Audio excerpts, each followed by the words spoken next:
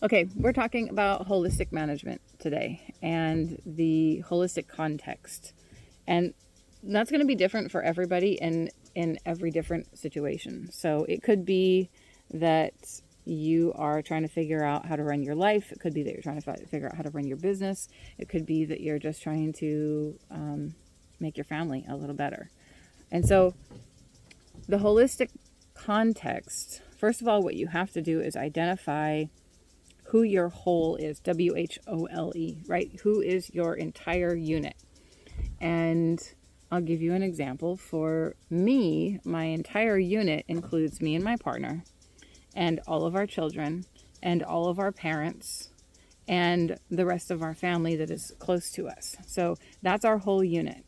Then we have to consider who is influencing our whole unit. So our customers are part of that. Our neighbors are a big part of that, actually. We can't have a good relationship with our land if we don't have a good relationship with our neighbors. And so it's very important that we include them in the whole. And then the rest of our community and our other businesses and our other homes. So part of my family has another home, part of my family has a different home. There's a lot going on. So I have to include my entire unit. And it's very important that you think about your unit and include the people if they have some sort of influence on your decision making.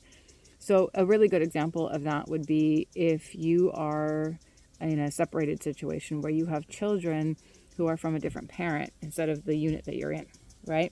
So you can't make decisions without including that other parent and making sure that your decisions are going to be in their plan as well. You can't, like, for example, you can't just take your kids and leave and go to the country. I know that. You can't do it.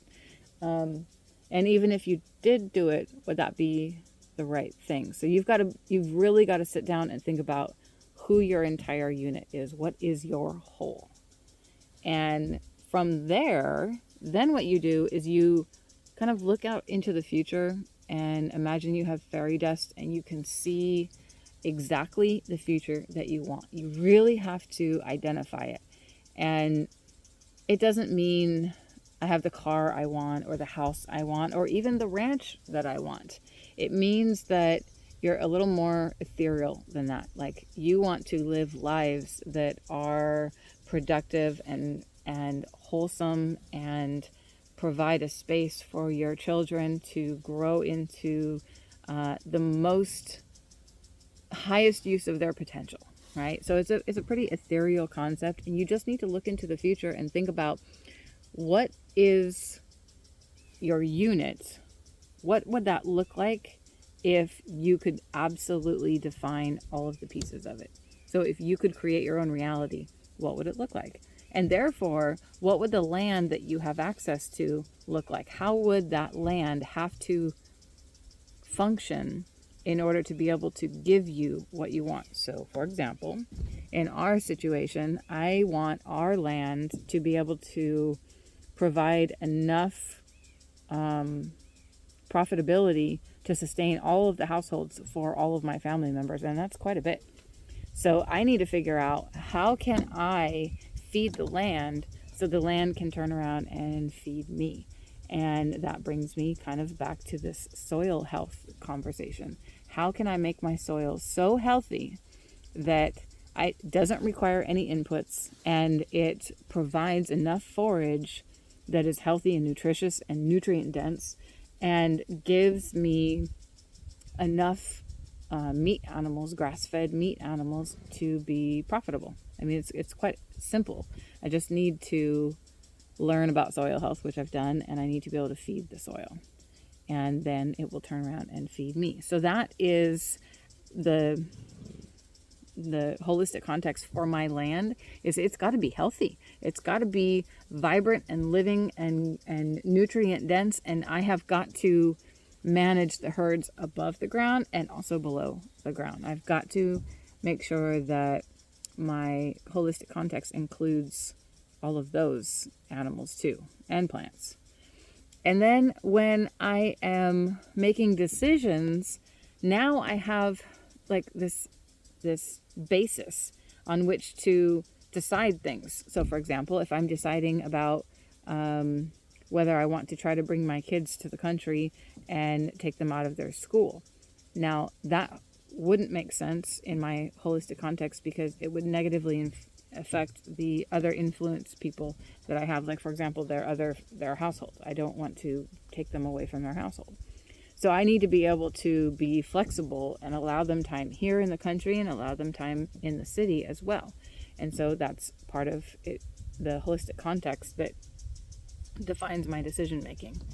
And then that is true for the decisions that I make here on the ranch. When I'm talking about, let's just say, fertilizer. If I want my grasses to grow bigger and greener, I could put some fertilizer on there. I could throw some nitrogen out there. But that's not something that's going to positively affect all of the creatures in my ecosystem. So the ecosystem is growing the grass. If I put nitrogen on it, it'll affect the grass. The grass will grow a little bigger. But what happens underneath the soil? Nitrogen is not good for mycorrhizal fungi. It's not good for some of the bacteria that are there that we really need. So I might be able to get better grass in the moment, but as a decision, I can't make that decision right now because it's not productive for the whole, which includes all of those microbiology components. So this concept of creating a holistic context, I think, is very important. And I think that I've been talking about something like this for a long time. I just didn't have a word for it. I didn't have holistic context as a word for it.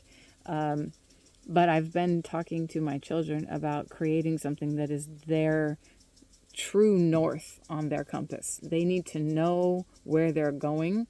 And therefore, when someone pulls you off of your true north destination, you know how to come back to it. So I have been talking about holistic context for quite a while. I just didn't have the verbiage to flesh it out. And now I do. And now I think that a holistic context is incredibly important for an individual, for a family, for a business, for a school, for any sort of entity that is making decisions. You've got to know what your goals are, what your, not just your goals, but your vision, right? What is the end Eden? Where are we going to go to paradise? Define paradise and then make your decisions so that it pushes you in that direction. And if your decision, if you're asking yourself, am I going to get myself to paradise, and your decision pulls away from that, then you know it's not a good fit. And once in a while, you might have to make a decision where it's not a good fit, but at least you know that it's not a good fit, and the next time you're going to work towards making a decision that's going to push you in the direction that you need to go or that you want to go. And there's another thing with holistic context is that you need to check back in. You need to yearly or monthly or daily, however it makes sense for you, you need to check back in and figure out if the paradise that you've defined is really what you're looking for. It might have changed. Maybe you got some additional information. Maybe you had a life experience and it turns out that that paradise that you defined, it's not the same. It's not what you want anymore. So change it and make it become the new paradise that you're looking for. And then run all of your decisions through that new holistic context. A holistic context is not set in stone, especially if you're adding education to it. Allow it to be flexible. Allow it to be even better than it was before.